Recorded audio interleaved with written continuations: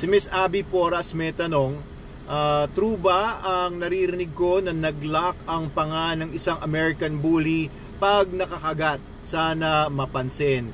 Ito guys, no, once and for all, American Bullies, Pit Bull Terriers, at iba pang mga aso na sinasabing nagla-lock daw yung jaw, hindi po yun totoo. Technically, it's not true.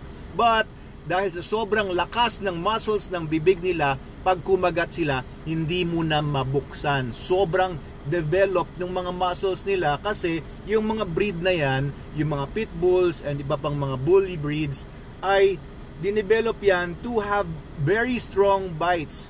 No, yung iba dyan kasi dinevelop yung breed nila from generation to generation. Ang pinipili nila yung pinakamalalakas kumagat dahil ginagamit sa dogfight or ginagamit sila sa bull baiting or iba pang mga sports na kinakailangan na kumagat ng malakas. Kagaya ng iba, pinapakagat nila sa exterior ng gulong tapos hinihila pataas o kaya naman iba pang mga paggamit ng panga.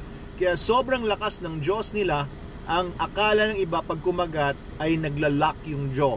Hindi kagaya yan ng mga kabayo, di ba nakita nyo kung meron kayong experience sa mga kabayo, pagka nagpapahinga sila, parang nakataas yung isang paa nila sa likod, nagpapahinga yon and may locking mechanism yon. Ano pat hindi nila kailangan iangat yung paa nila, nakalock na yon at hindi siya bumababa ng kusa dahil merong locking mechanism yon.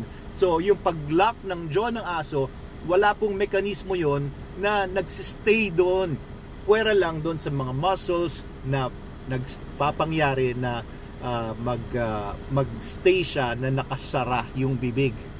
Okay, so yung mga muscles na yon dapat laging nakakontract, laging sinisimulate ng mga nerves para mag-contract. Kaya paano mo matatanggal yung kagat ng aso kung naka-lock na or lock, quote unquote, no, kung nakakagat na siya ng sobra at halimbawa nakakagat ng bata, no, meron tayong mga nakikita mga videos na recently lang, no, pinagkakagat yung bata o kaya minsan nagdo-dogfight, inaaway yung ibang aso, kinakagat ngayon yung isang aso, hindi mabitaw-bitawan, tapos ang daming tao, hindi nila alam kung gagawin. Ang kailangan nyo po gawin dyan, either you get tinatawag na ito kagaya, gamitin ko na ito, itak ko na yung stick, papasok nyo kasi may uka or merong gap dito sa may ngipin yung aso, no? Pasok nyo doon yung stick or yung tinatawag na, nakalimutan ko kung naalala nyo, pakalagay sa comments, no, anong tawag ng stick na yon. Papasok nyo tapos ipapry ninyo open yung bibig ng aso. Pero kapag ginamitan nyo lang ng tubig or ginamitan nyo lang ng pamalo, paluin yung aso, maaaring hindi po matatanggal yung kagat ng aso kasi sobrang lakas. Pero ang pinaka professional way to do it, if you know what you're doing, is to remove yung air supply ng aso. Kuha ka ng lubid, kagaya nito, sa itak ko na naman. Pasok nyo ganyan, tapos sakalin nyo talaga yung aso, ilapit nyo malapit sa jawline, kasi dito malalaki yung muscles ng aso dyan. Pero malapit sa jaw. Eto, gamitin ko lang itong super dog leash natin. Available nga pala ito sa Lazada, Shopee, and TikTok shops natin, yung mga leashes and collars natin. So ipapalibot mo sa sa leg ng aso. Pwede nyong ipasok ito doon sa loob ng loop. Pasok mo doon sa leg ng aso or inanin ninyo. And then kapag hinila nyo yan pataas, tagalan mo lang, no? Higpitan mo lang, pwede mong i-twist yan ng kamay mo para umigpit yung galaw ng yung tension doon sa collar or doon sa leash or doon sa lubid or kahit anong makuha mo, sinturon mo or kahit ano, or strap ng bag mo.